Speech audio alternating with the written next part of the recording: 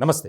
త్వరలో జరగబోయే పార్లమెంట్ ఎన్నికలకు సంబంధించి తెలంగాణలో ప్రచారం చేయటానికి ప్రియాంక గాంధీ త్వరలోనే తెలంగాణ రాబోతున్నారు. ఇప్పుడు కాంగ్రెస్ వర్గాల్లో ఇదే ఆసక్తికరమైనటువంటి చర్చ జరుగుతుంది. ప్రధానంగా తాజాగా జరిగినటువంటి సార్వత్రిక ఎన్నికల్లో ప్రియాంక గాంధీ అలాగే రాహుల్ గాంధీ ఇద్దరు కూడా సుడిగాలి పర్యటన చేశారు రాష్ట్ర వ్యాప్తంగా.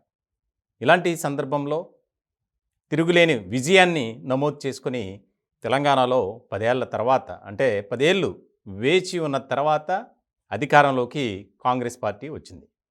ఇలాంటి తరుణంలో చాలా కీలకమైనటువంటి పరిణామంగా మనం ఇది చూడాలి. ఎందుకనంటే తెలంగాణ రాష్ట్రంలో బీఆర్ఎస్ తప్ప ఏ పార్టీకి అక్కడ అవకాశం లేదు అనే విధంగా ఉండేది. కానీ దాన్ని పటాపంచలు చేసినటువంటి కాంగ్రెస్ పార్టీ అధికారంలోకి వచ్చింది. ఇలాంటి సందర్భంలో త్వరలో జరగబోయే తెలంగాణ పార్లమెంట్ ఎన్నికలు అంటే పార్లమెంట్ ఎన్నికల్లో తెలంగాణకు సంబంధించి 17 నియోజకవర్గాలు ఉన్నాయి. 17 నియోజకవర్గాల్లో టార్గెట్ 12 అని కాంగ్రెస్ ఒక బెంచ్ మార్క్ పెట్టుకుంది. ఇలాంటి సందర్భంలో చాలా కీలకమైనటువంటి అంశంగా ఇది మనం చూడాలి. ఇప్పటికే బీఆర్ఎస్ తమ వ్యూహాలతో ముందుకు వెళ్తుంది. ఇటువంటి తరుణంలో 6 గ్యారంటీలతో ప్రజలకు ఇచ్చినటువంటి హామీలను వాగ్దానాలను నెరవేర్చడానికి కాంగ్రెస్ పార్టీ కృత నిశ్చయంతో ఉంది అనేది చెబుతూనే ఉన్నారు. ఇలాంటి సందర్భంలో ఇప్పటికే 2 పథకాల ద్వారా ప్రజలకు మరింత చేరువైనటువంటి కాంగ్రెస్ పార్టీ మరో 2 పథకాలను ప్రారంభించడానికి కూడా సిద్ధంగా ఉంది. ముఖ్యంగా 500 రూపాయలకే గ్యాస్ సిలిండర్, అలాగే 200 యూనిట్లు కాల్చిన వారికి ముఖ్యంగా ఉచిత కరెంట్ అనేది. ఈ 2 చాలా కీలకమైనటువంటి పథకాలకు సంబంధించి ఒక నిర్ణయం కూడా తీసుకున్నారు. ఇవి సోనియా గాంధీతో ప్రారంభించాలనుకున్నారు, కానీ ఆవిడ రావటానికి కొంత అంటే ఆరోగ్యరీత్యా. ఇలాంటి సందర్భంలో ప్రియాంక గాంధీని తెలంగాణకు పంపడం ద్వారా త్వరలో జరగబోయే పార్లమెంట్ ఎన్నికలకు సంబంధించి కాంగ్రెస్ క్యాడర్లో ఒక రకమైనటువంటి జోష్ నింపడానికి కాంగ్రెస్ పార్టీ తెలంగాణ విభాగం ప్రయత్నం చేస్తుంది అనేది బాగా వినిపిస్తుంది. దీనిలో భాగంగానే అతి త్వరలోనే ప్రియాంక రాబోతున్నారు. చాలా ఇంట్రెస్టింగ్గా మారినటువంటి పరిణామం.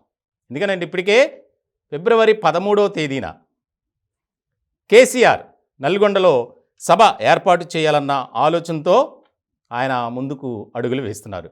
ఇలాంటి సందర్భంలో కేసీఆర్ మీటింగ్ అయిన తర్వాత ప్రియాంకను తెలంగాణకు రప్పించడం ద్వారా మరింతగా మనం మైలేజ్ని పొందగలం. ఎందుకనంటే సుడిగాలి పర్యటన, దానికి సంబంధించి కేసీఆర్ ఏర్పాటు చేసేటువంటి అదే ప్రాంతంలో కాంగ్రెస్ పార్టీ కూడా భారీ బహిరంగ సభ ఏర్పాటు చేయాలి, దానిని విజయోత్సవ సభగా మార్చాలి అనే ఆలోచనలో కూడా తెలంగాణ కాంగ్రెస్ పార్టీ ఉన్నట్లు మనకు అధికారికంగా తెలుస్తుంది. ఇలాంటి సందర్భంలో ముఖ్యంగా కాంగ్రెస్ క్యాడర్లో జోష్ నింపాలి, అలాగే 17 నియోజకవర్గాల్లో 12కు తక్కువ కాకుండా మనం గెలుచుకోవాలి అనే యోచనలో కాంగ్రెస్ పార్టీ అడుగులు ముందుకు వేస్తుంది. ఇలాంటి తరుణంలో ప్రియాంక గాంధీ పర్యటన అనేది చాలా ఇంట్రెస్టింగ్గా మారింది.